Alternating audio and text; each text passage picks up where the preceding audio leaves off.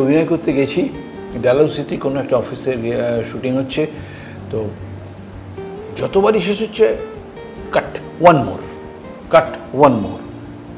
কী হলো, হচ্ছে না। আর দেখছি সব ডিরেক্টর এবং তার অ্যাসিস্ট্যান্ট ডিরেক্টর তারা সব ওই মনিটরের সামনে বসে মাথা করে কী সব আলোচনা করছে। সে বলছে যে এই মালটাকে কোথেকে তুলে নিয়ে এলে তো কিছুই করতে পারে না, আমার তখন ছেড়ে দে মা, খেঁদে পাচ্ছি এরকম একটা অবস্থা। আমি একটা থিয়েটারের ডিরেক্টর, আমি এইভাবে অপমানিত হব, কিন্তু ছাড়িনি।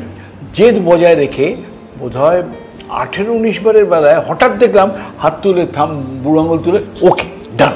আসলে আমি তখনও জানতাম না যে এই যে কাটগুলো বলে এটার মানে এই নয় যে আমার হচ্ছে না, ওরা আর একটা পারফেকশন যদি হয় সেই চেষ্টাটা করে যাচ্ছে, করতে করতে একটা পারফেকশন পেয়ে যায়, তখন সেটাকে অ্যাকসেপ্ট করে। এবং তারপরেই আমার সঙ্গে সিনটা ছিল ইরফান খানের। ইরফান খান যখন করতে এলো আমার সঙ্গে কথা বলছে, সে আরও বেশি 22 বার 24 বার